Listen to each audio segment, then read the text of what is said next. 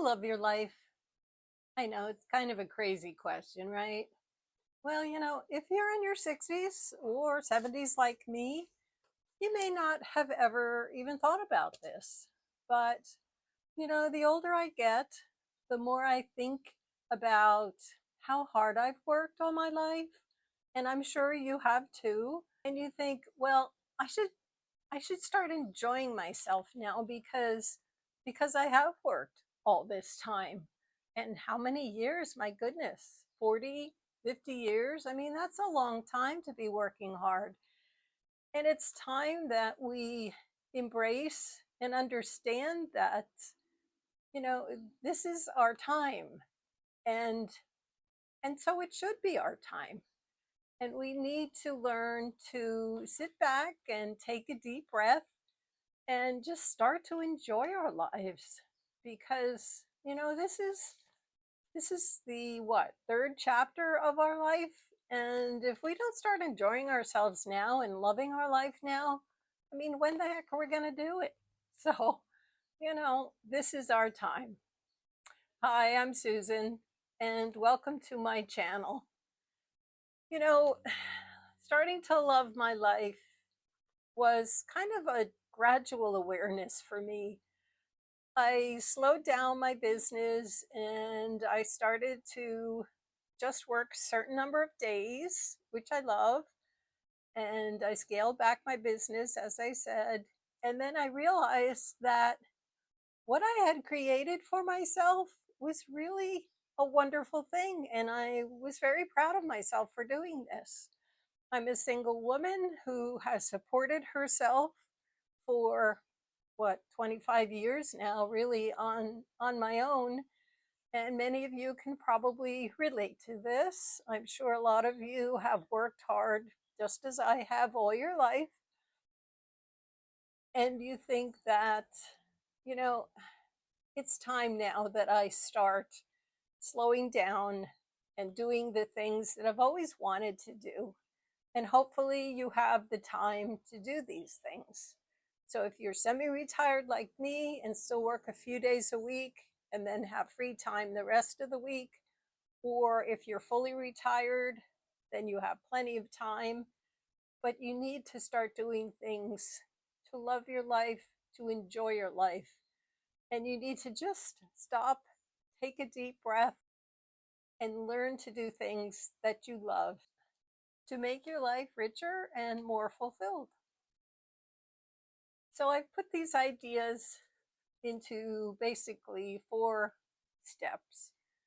And the first step, I would say, and these are not in any particular order, but the first step would be to live with intention. And of course, what I mean by that is you want to start your day with purpose and know that what you're going to do for the day is going to make you happy and it's going to bring you joy. And of course, starting the day with priorities or with ideas of what you want to do for this particular day is a great idea.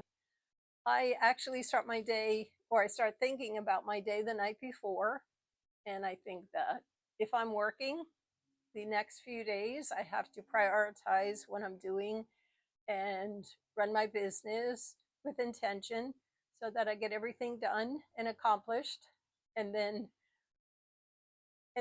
on my days that I have free time, I certainly want to spend my day with intention because these days are special to me.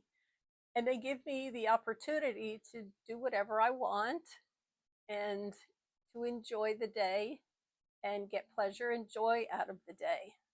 So living with intention, I think, is quite important. It's almost like you have a routine and you need to follow that routine and do what you need to do throughout the day, but do things that, not everything is going to make you happy throughout the day. I mean, let's face it, you want to clean your house.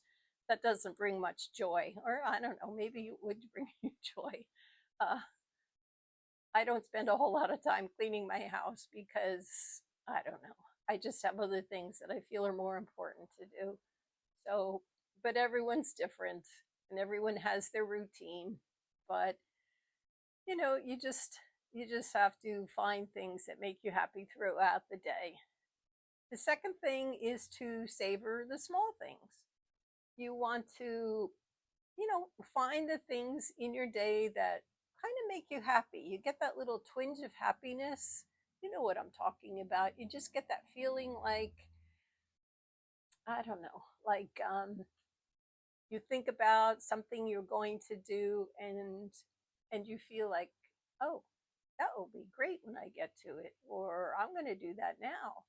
So for me, it would be something like gardening, playing in my garden, obviously in the summertime.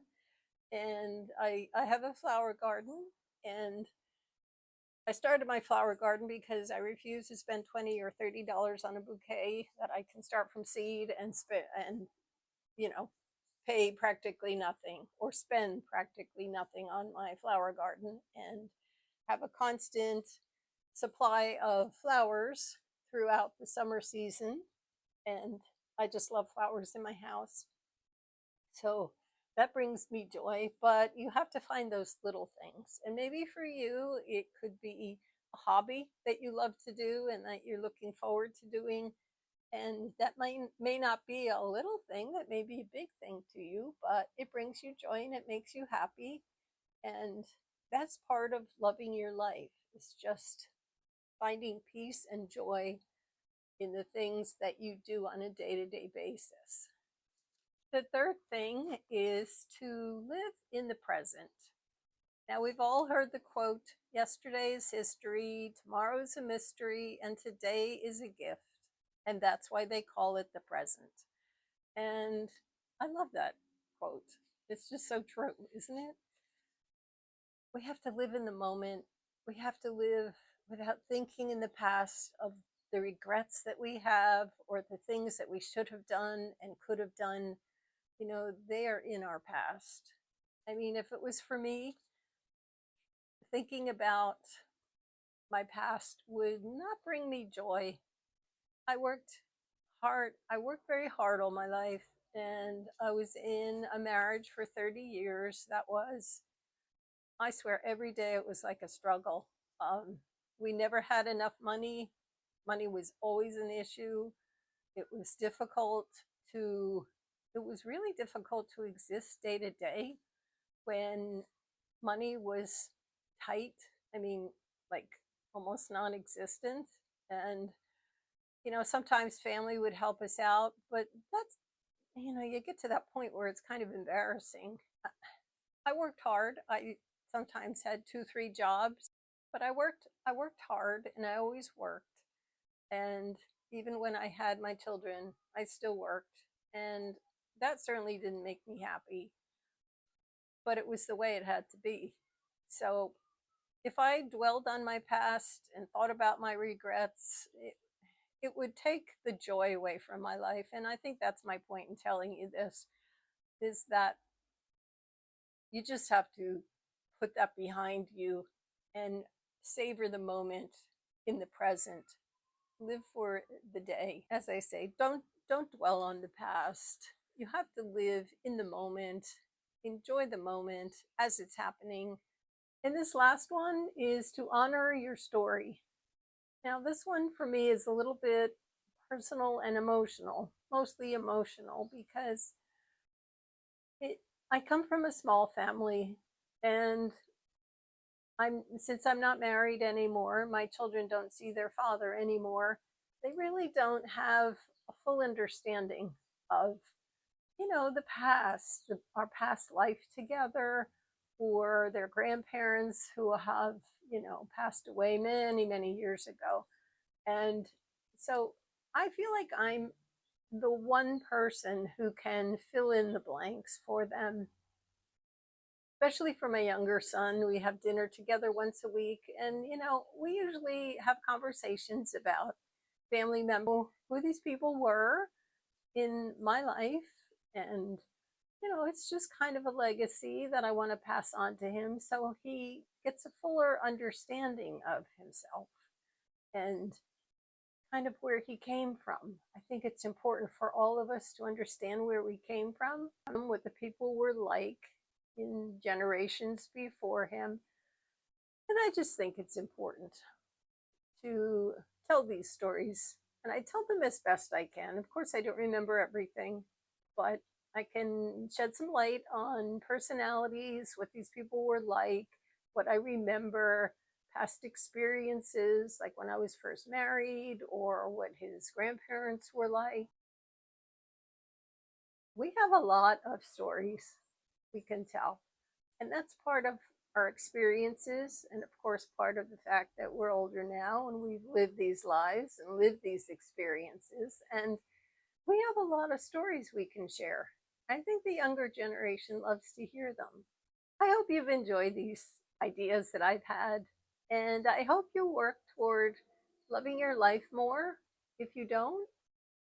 And I hope some of these ideas have, resonated with you a little bit. And I will see you next time.